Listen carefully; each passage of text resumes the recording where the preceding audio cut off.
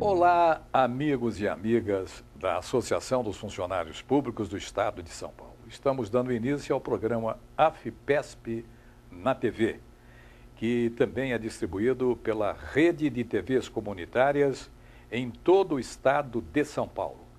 Neste programa nós temos variedades, entrevistas, dicas culinárias, entre muitos e muitos assuntos que interessam a você, servidor público, a você, telespectador.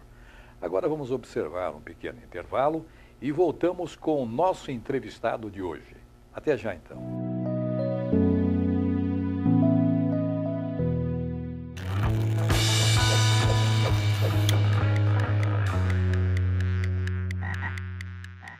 Hoje vamos falar de como é fácil reciclar. De maneira simplificada, reciclar é aproveitar um objeto sem utilidade e transformá-lo em matéria-prima novamente. Um exemplo disso é a garrafa PET. Reciclada, ela vira roupas, carpetes, embalagens e por aí vai.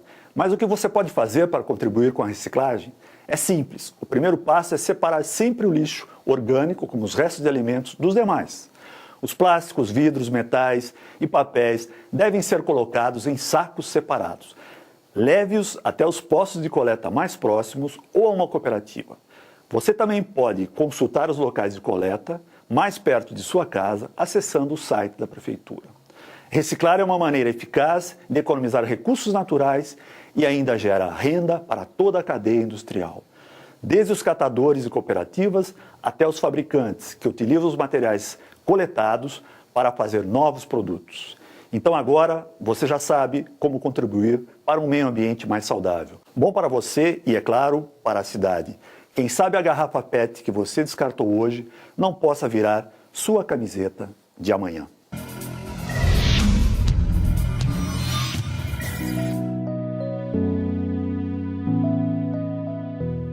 O tema precatórios é o campeão de sondagem dos nossos associados servidores públicos.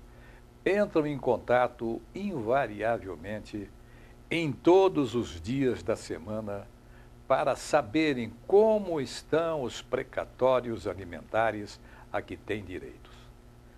E no programa de hoje nós vamos trazer uma autoridade no assunto do lado do Tribunal de Justiça, que é o desembargador Dr. Pedro Calbi Pires de Araújo, que tem uma carreira muito reverenciada na justiça brasileira e também ficou conhecido como um grande defensor dos servidores públicos.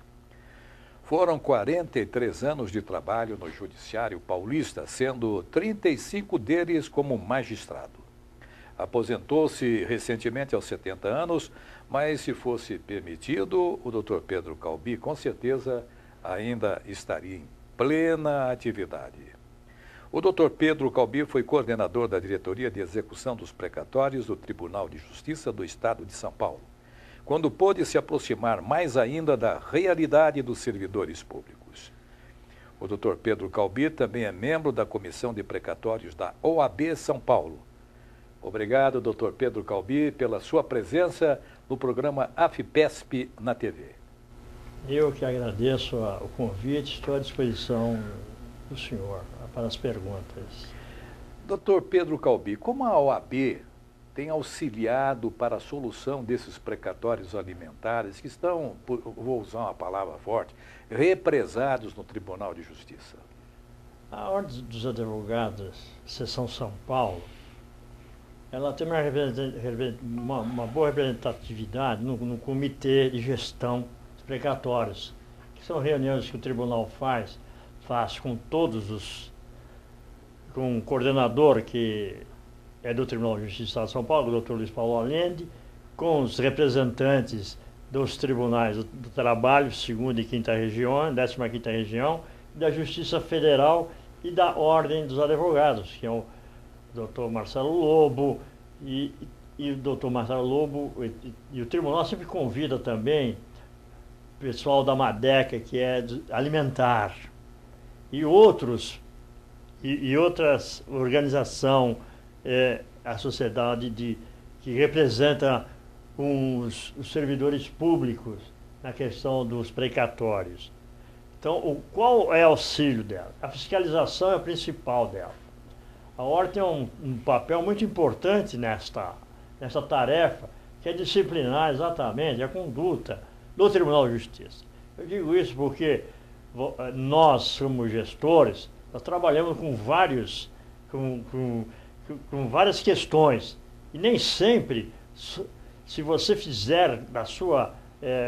você acha que está fazendo as coisas certas, mas se você não tiver um acompanhamento externo, vai te facilitar a vida. Que você não pode ficar preso à sua vontade. Você tem que estar sempre sendo acompanhado por um órgão, não digo um órgão fiscalizador, gestor, mas a ordem, por exemplo, exerce um bom papel nesse sentido, de poder também, além de fiscalizar, trazer elementos novos para que você possa fazer com que os precatórios sejam mais facilmente organizados, mais facilmente disponibilizados essas importâncias para o pagamento de precatório. A ordem tem uma função fundamental, do meu ponto de vista, e tem trabalhado muito bem, pelo menos na época que eu fui coordenador, e até agora tenho certeza que trabalha bem junto com o Tribunal de Justiça para o aprimoramento dessa função que é pagar os precatórios. Doutor Pedro Calbi, desembargador Pedro Calbi, eu quero fazer uma pergunta que muita gente já formulou lá para a FIPESP, principalmente na ouvidoria. E como estão esses precatórios? Estão dentro do prazo? Estão atrasados? Isso eu estou falando do Tribunal de Justiça. Como é que estão sendo liberados esses precatórios? Olha, bom prazo não está, porque o prazo correto seria, no artigo 6 da Constituição, que é um precatório apresentado no exercício, ser pago no exercício seguinte. Então, já estamos vendo que os precatórios não estão sendo pagos corretamente. Estão sendo pagos no regime especial. No regime especial, com a modulação e com a nova emenda constitucional 94, para só serem pagos em 5 anos. Perfeito? Então, isso está sendo feito de uma forma, eu entendo, correta, pelo Tribunal de Justiça. Agora, nós dependemos, como já disse, e como eu sempre falo nas minhas reuniões, é que nós dependemos das devedoras. Se o Estado devedor pagar mais, nós quitaremos mais precatórios. Agora, nós precisamos distinguir duas coisas. A primeira questão é disponibilizar um dinheiro. O DEPRE faz para várias execuções, fazer os pagamentos. Nas várias execuções, esses precatórios, por exemplo, de 2000, precatórios muito antigos, o que acontece? O credor, infelizmente, é falecido. Aí tem que se fazer a sucessão hereditária. É demorado às vezes, não encontra herdeiro, não foram feito nada, o credor morreu, não se fez nada. Então isso toma tempo, né? Sem contar que muitos servidores públicos cederam seus créditos de forma ingênua, e isso criou uma dificuldade muito grande para se saber. Mas, de qualquer forma, o Tribunal de Justiça, na vara das execuções aqui em São Paulo, que é praticamente o dinheiro todo está depositado, quando é disponibilizado pelo DEPRE, tem feito mutirões. Esses mutirões de sábado, domingo, feriados, horas extraordinárias, para tentar vencer esse acúmulo.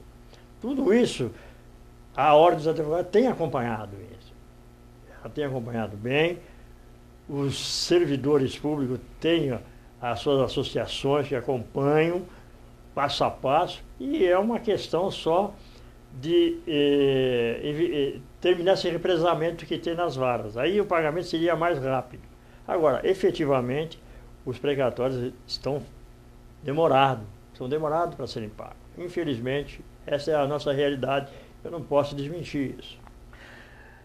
Nós estamos conversando com o desembargador Pedro Calbi, que está nos honrando com a sua presença no programa AFIPESP na TV. E o tema são os precatórios alimentares. Dr. Pedro Calbi, existe um tipo de pagamento que é chamado RPV, ou seja, regime de pequeno valor, né? E está dando certo esse regime de pequeno valor. O nosso associado servidor público, que entrou numa ação com diversos autores, em lotes, né? Em vários lotes que os advogados distribuem, ele pergunta se não seria mais interessante, tendo em vista o RPV, entrar com uma ação individualizada. Qual é o seu ponto de vista? Meu ponto de vista é o seguinte: nós, quando o funcionário público entra com uma ação, se ele entrar com um grupo de pessoas que estão na mesma situação dele, na mesma situação, ele não pode, da Secretaria da Educação, entrar com da Secretaria da Segurança, e secretarias diferentes, situações diferentes. Se ele entrar, por exemplo, os professores, uma legislação específica para professores, e ele está naquele caso, se ele entrar com colegas dele, que estarão na mesma posição, na mesma situação dele, não haveria problema absolutamente nenhum. O processo com 5, 10 correria igualmente se ele tivesse sozinho um. Agora, é evidente que se ele entrar individualmente, pelo valor dele, ele vai para o juizado específico de pequenas causas. Aí nós precisamos ver também como é que está essa agenda de pequenas causas, que não é tão simples assim, porque é aquela questão, você tem uma represa, né? Você represa a água, mas onde que a água começa a perceber que pode sair, ela vai saindo. É a mesma coisa com pequenas causas. No começo era uma solução rápida, eficaz e eficiente, e essa é a solução. Mas se todo mundo se dirigir lá, as varas ordinárias, comuns, ficarão com o mesmo processo. Aí então é hora de se fazer um movimento inverso. Tudo isso, o advogado tem ciência, quando ele vai propor uma ação, qual é o melhor caminho? Todo advogado tem, né? Qual é o melhor caminho que eu tenho que seguir aqui? Certo? Se os valores forem muito altos da indenização pleiteada pelo funcionário, evidentemente não tem outra solução senão a justiça comum. Não é? Não existe a facilidade que existe na pequenas causas, é que em 90 dias, depois do trânsito julgado, depois da feita a requisição, o Estado ou o município, dependendo da legislação específica, pagam diretamente o servidor público. Mas a ação mesmo, ela corre mesmo, na mesma época, no mesmo sentido, principalmente agora que todo mundo descobriu pequenas causas, todo mundo está indo para lá. Então, o que eu entendo é o seguinte: eu entendo que há necessidade de se fazer, quando o advogado entrar com um lote, com vários autores, procurar sempre da mesma secretaria, na mesma situação. Não adianta você entrar com várias secretarias, porque isso vai dar, na execução, ninguém vai saber o que está se passando naquele processo. Porque na execução é que vai ver, cada caso é cada caso, não é?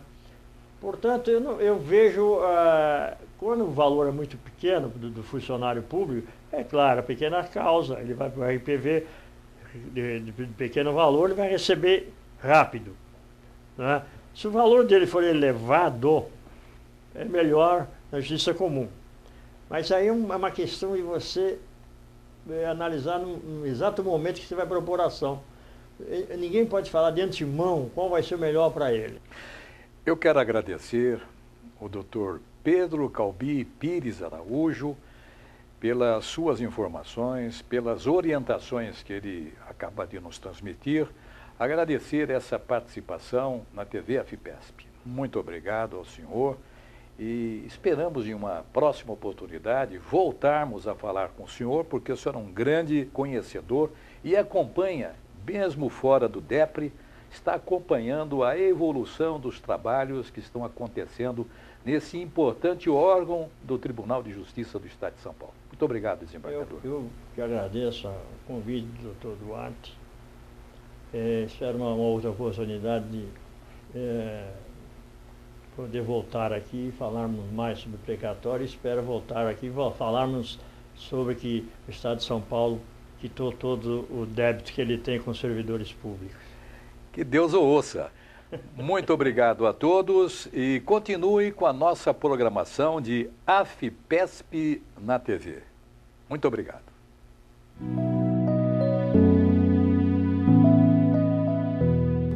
Olá, amigos. Os profissionais de imprensa da AFPESP foram em junho ao Senado para ouvir os parlamentares sobre a reforma da Previdência, que, aliás, tem tirado o sono de muitos servidores públicos.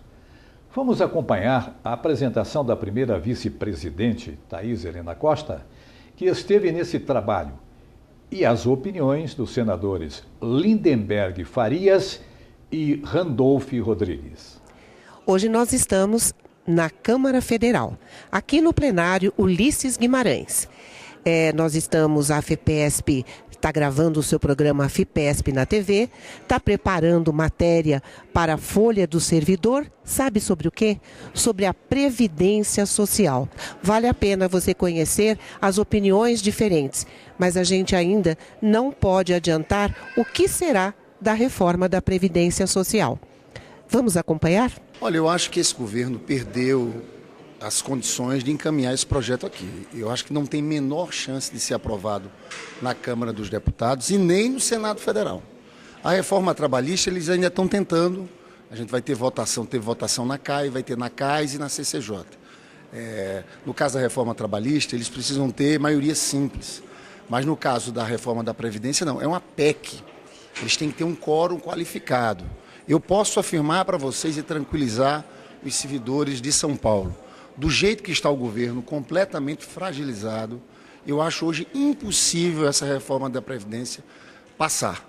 Mas eu estou muito otimista que a gente vai impedir essa maldade contra o trabalhador e os servidores públicos brasileiros. Ela representa um retrocesso de direitos dos servidores, dos trabalhadores. Ela amplia a idade limite de aposentadoria e retira direitos básicos dos servidores públicos. É claramente um retrocesso do ponto de vista de direitos para os trabalhadores. Por isso nos opomos a ela aqui no Congresso Nacional. O país precisa de reforma previdenciária, mas não dessa reforma. O país precisa de uma reforma que principalmente penalize os mais ricos, principalmente penalize aqueles que hoje são os principais devedores da Previdência, que é em especial as instituições financeiras, instituições bancárias. Continue com a programação do AFPESP na TV. Obrigado.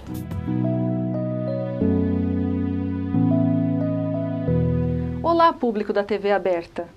O ano de 2017 tem evidenciado uma nova postura da sociedade brasileira, que observa com mais rigor as atividades dos parlamentares. Os partidos políticos já estão estruturando novas candidaturas para o ano de 2018, com eleições para deputados estaduais e federais, senadores, governadores e presidente da República. Os servidores públicos há anos buscam eleger seus representantes para defender a qualidade dos serviços públicos. Os obstáculos são muitos, incluindo a perda de vantagens quando se afastam para concorrer em uma eleição. O deputado estadual Edson Giriboni, sensível ao problema, apresentou em março o projeto de lei complementar número 6, que muda a redação do artigo 78 do Estatuto dos Funcionários Civis do Estado de São Paulo. Nossa equipe de reportagem esteve no gabinete do deputado para entender mais sobre este projeto. Confira.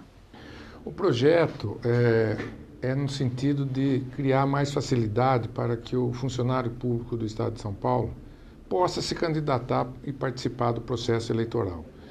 Hoje a lei eleitoral obriga que o funcionário se afaste ou 90 dias, ou 120 dias, ou até 180 dias, dependendo da função, mas esse afastamento acaba interrompendo a contagem de licença-prêmio e outros benefícios. Ele só recebe o salário, mas os outros benefícios ficam interrompidos. O que é uma incoerência, porque se a lei federal, a lei eleitoral, obriga que o funcionário se afaste, dessa forma também ele não é justo que ele seja penalizado por cumprir uma legislação federal, que é a lei que regulamenta as eleições. Então nós estamos incluindo né, o nosso PLC 6, incluindo no Estatuto do Funcionário esse direito, que ele preserve os direitos, porque ele está fazendo isso por uma obrigação legal, não por uma vontade própria dele. A vontade dele é só no sentido de participar. Se não fosse compulsória a obrigação dele se afastar, você daria a oportunidade do funcionário escolher, mas ele é obrigado a tomar essa atitude e tem um prejuízo posterior pelo fato dele ter participado do processo eleitoral. Eu acho que isso daí é um empecilho à efetiva democracia, à efetiva liberdade de todo cidadão participar de um processo eleitoral. O funcionário público ele já vem do serviço público, né, pelo próprio nome, então ele já vivencia cada um, né, na sua especialidade, no seu setor, no seu ramo, mas ele interage com o poder público já no seu dia a dia. Isso, sem dúvida nenhuma, dá uma qualificação adicional para ocupar um cargo eletivo, seja um vereador, um prefeito, um deputado, e assim por diante, que também vai estar interagindo com todos os órgãos públicos, né? Ele já vem do meio público, né? Eu acredito que isso seja uma vantagem importante do funcionário público participar do processo político no país. O conselheiro da FEPESP, Eduardo Pereira de Quadros Souza, que é servidor da Assembleia, falou sobre a importância da participação política dos servidores públicos. Acompanhe. Olha, o PLC 6 é muito importante porque ele dá a oportunidade dos jovens servidores públicos dos municípios a começar a carreira política. Quando um servidor público municipal entra na política, ele é uma escola para ele. Ele mexe com políticas públicas. Então, ele entrando na política, começando na Câmara Municipal, ele vai mexer justamente com o que ele já trabalha. É muito importante que os políticos comecem de baixo, que o servidor público municipal, depois ele tem a oportunidade de ser vereador, depois ele pode ser prefeito, depois ele pode seguir a carreira dele como deputado estadual. E então é muito importante esse projeto. E também não tem discriminação. O PLC 6 dá a oportunidade do servidor entrar na política sem que ele seja prejudicado. Tudo que acontece no município, ele está a par e ele pode vir a ser muito útil na Câmara Municipal. É muito importante o servidor público entrar na política. Eu, como conselheiro da associação, eu sei que nós não temos representantes. Então, tem muitos empecilhos, desde o servidor público municipal para entrar na política, ele é cerceado em muitas coisas. Então, esse projeto de lei abre um caminho e tira discriminações que existem na política. Ele entrando na política na cidade dele, como vereador, ele vai ter todos os direitos dele adquiridos. E nós estamos tirando pedras do caminho do servidor público para que ele entre na política. Nós não temos representações, precisamos ter representantes. É muito difícil. Não parece, mas o sistema cerceia o servidor público para que ele entre na política. Como vocês observaram, este projeto de lei complementar é um incentivo à renovação dos legislativos, com maior participação dos servidores públicos, que são profissionais comprometidos com o bem-estar da população. Vamos acompanhar a tramitação do PLC e informaremos nas mídias da FEPESP, jornal, blog e redes sociais. As eleições para os cargos públicos são essenciais para o fortalecimento da democracia. Obrigada e até breve.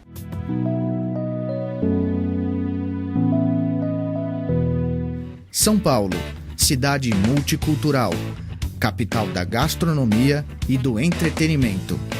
Existem muitos motivos para conhecer a cidade de São Paulo, e a AFPESP lhe oferece mais um. AFPESP Unidade Capital. São 65 confortáveis apartamentos em uma localização privilegiada, próximo às melhores casas de espetáculos, shopping centers, teatro e com fácil acesso ao metrô. AFPESP Unidade Capital, mais um bom motivo para conhecer a cidade de São Paulo.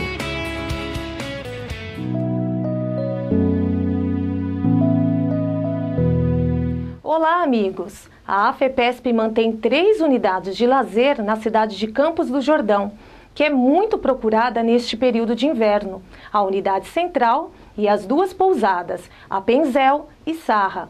Em todas, os associados e dependentes ficam em instalações confortáveis e modernas.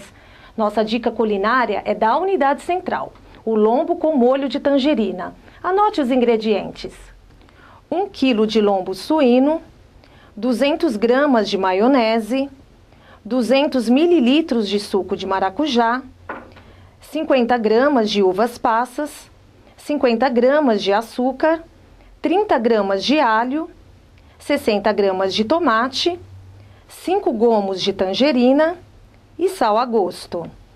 O preparo deste lombo será ensinado pelo chefe de cozinha Marcelo Bueno. Primeiro, você precisa temperar o lombo com todos os ingredientes e colocar em uma assadeira. Leve ao forno por 30 minutos. Enquanto o lombo estiver assando, prepare o molho. Em uma panela, coloque o açúcar, suco de maracujá, uvas passas e deixe ferver em fogo baixo. Por último, adicione os gomos de tangerina e desligue o fogo. Com o lombo assado, você pode fatiar e colocar um molho por cima. Se preferir, deixe o molho separado para que cada pessoa coloque sobre o seu pedaço a quantidade que desejar. O lombo suíno é uma alternativa nutritiva de alimentação, muito apreciada no Brasil. Gostaram da receita? As temperaturas mais baixas sempre combinam com a boa mesa. Nos meses de junho e julho, a cidade de Campos do Jordão recebe muitos turistas, com intensa programação, como o famoso Festival de Inverno. Aliás, a AFEPESP também promove um festival de música clássica para os associados hospedados. É uma atividade da Coordenadoria de Eventos. Prestigie as nossas unidades e aproveite o clima frio para conhecer a famosa paisagem de Campos do Jordão. Obrigada por sua audiência e até breve.